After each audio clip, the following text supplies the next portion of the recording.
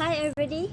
Welcome to the show of today, and we would like to thanks all of the audience of today because you willingly to join our discussion of today with the topic of the rise of LGBTQ cases, society cases in Malaysia. What is LGBT? LGBT is stand for lesbian, gay, transgender, bisexual, and queer. So there are several cases that happened in Malaysia, and one of it is LGBT community have been fighting for their personal space in 2018, and they urge to have the personal space, but some of the citizen giving them backlashes, but they also person who support them. So before we go deep, this issue is quite sensitive, and I would like to all of the audience to be ready, and we would like to all of you to join into our discussion with our panelists. And today we will discuss it based on the health perspective. Should we discriminate them or should we give them the human right? And all of these problem will be dismantled by our panelists here, and it's you who decide. So here with me is our first panelist, our Puan Siti Nur Hidayah. Thank you for coming today. She is a professional family medicine specialist at Klinik Kesihatan Tanglin, Kuala Lumpur. So please welcome. Okay, hello everyone. I hope that all of you are in the pain of health. So, um, regarding to this topic, in my opinion, according to the medical perspective, disparities in health is the health disparities between the different group of the people. So they are at the higher risk of the some condition and have the less access to the healthcare, and also have the worst conditions for the outcome for health. Talking about health actually divided by two, which is behavioral health and also the physical health. But people with the LGBT actually they are the higher have the higher risk of the behavioral health, which is including the addictions, health, mental health, and also the substances abuse. They also have a doubt of the suicide and suicidal, and also have the anxiety and eating disorder. So next, in terms of the physical health, LGBT people more likely to report unmet health needs, which is they have the less benefits to access the healthcare than the straight people. And also it's leading them to have the higher rates of the diabetes, chronic disease, alcohol use, mental illness, and obesity among the population. In detail, lesbian and bisexual women have the breast cancer. It's also the higher rates, actually, higher rates of the breast cancer. And then the transgender men and women mostly at the greatest risk. So then LGBT people also have the higher HPV infection. So that's all for me.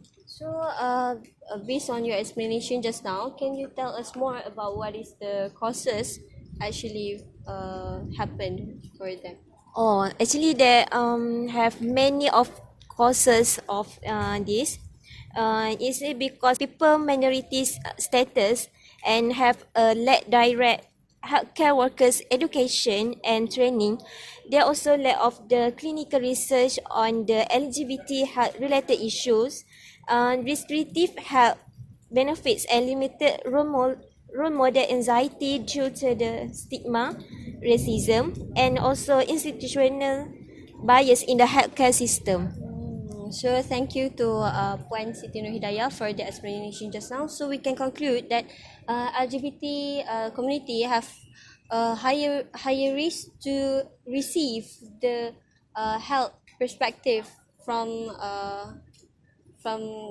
the medical terms, and I think they also have higher risk of behavioral health, including addiction, mental health, and the substance abuse.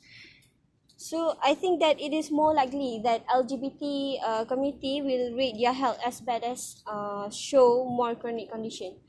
So here, our next panelist is Mr. Hisham, a social media influencer and a famous with his career being an activist of human rights for the LGBT community. Give him applause. Thank you, Madam Moderator. Hello, ladies and gentlemen. I'm very thankful to be invited here as one of the panelists, sitting with the others, sharing opinion and thought what were the moments of my life. First, what I want to say is we should not discriminate one who do the LGBTQ as they also normal human. They only do the slight mistake they do like to do with their same gender. That's all. As one of the human right activists, we we try to talk to them. The answer we got is very shocking that they do the LGBT mostly because of their trauma of the past. So in her perspective, trauma is very dangerous. Oh yeah, because will affect mental health. Some cases show that one who get traumatized will get schizophrenia, uh, the crazy disease. Or for the explanation, please ask the doctor. So they need to either choose this group path or choose opportunity as chance to get mental disease. So they choose pharma as they cannot let go of it as accident of the past happen frequently in their childhood and it become a habit. Or like for example, one of it I say they say that their their their father or do them make them uh, many times so they become a habit, they cannot stop it. Some say that all of do the LGBT will easily get the AIDS disease, but so what? Did someone who do the sex in proper way to don't get it? Or for the information, the the AIDS disease is affected by the HIV virus. Everyone who do the drug addiction can get the HIV virus. They like to sharing their needles among themselves, so they have HIV virus. So people do set in proper way also can get HIV. But I would like to ask about one question because nowadays there's an issue on Twitter. They have been saying that people who are socializing with these LGBT people will also get to be one of them. So, what is your opinion about that? Okay, that very thoughtful questions or very difficult. So they think that they will affect them if they talk to them like a virus or bacteria. I think that's wrong because they also human can change. The LGBT cannot inherit the it cannot infect the normal human. There are no medical evidence that say that one will do the LBT can infect people. So, I think that's a good explanation from Mr. Hisham. And so from Mr. Hisham, I can conclude that LGBT people is also once a victim and they cannot let go of it and the accident will causing them trauma, isn't it, Mr. Hisham? And as they are also human, so we all should be treated the same.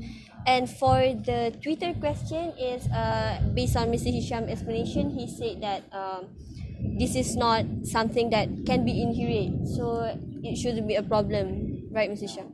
So thank you, Mr. Hisham, for the explanation just now. And so we move to the next panelist, Naziha, who is one of the victim.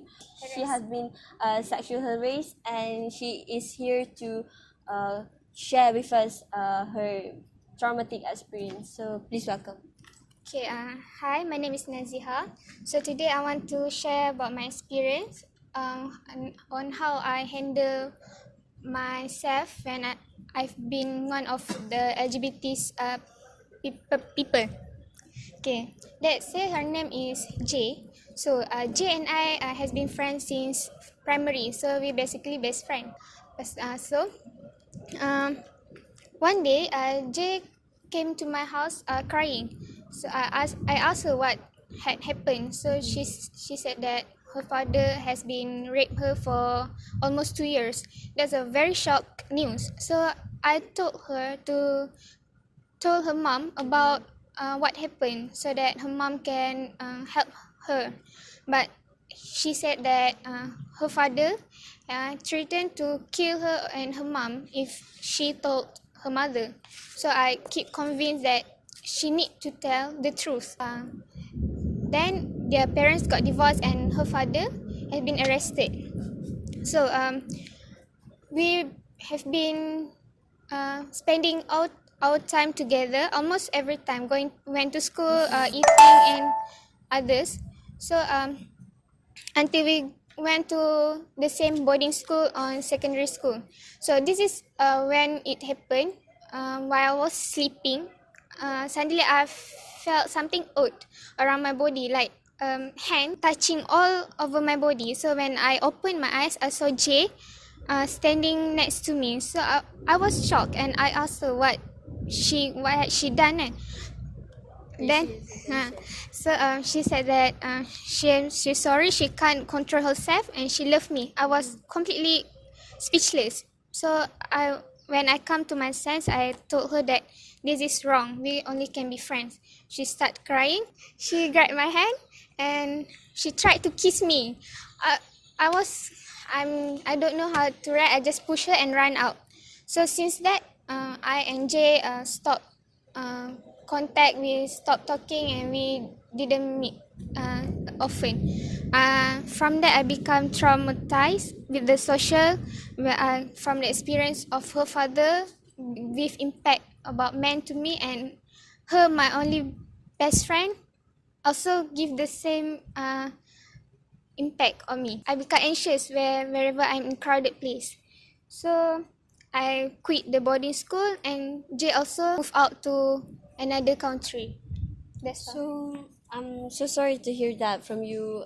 So what is your perspective to these people after the traumatic tragedy? I didn't say that LGBT community is a bad people. Some of them are very good. Like Jay, she was a good friend. We help a lot to each other. But the situation makes them to become that way. So, however, I believe that if LGBT community treat people around them nicely, so we as a society should prepare them with a nice action also. Like I'm Miche, I'm happy with her, but when she did this kind of thing, I started to not hate, just I don't be friend with her anymore.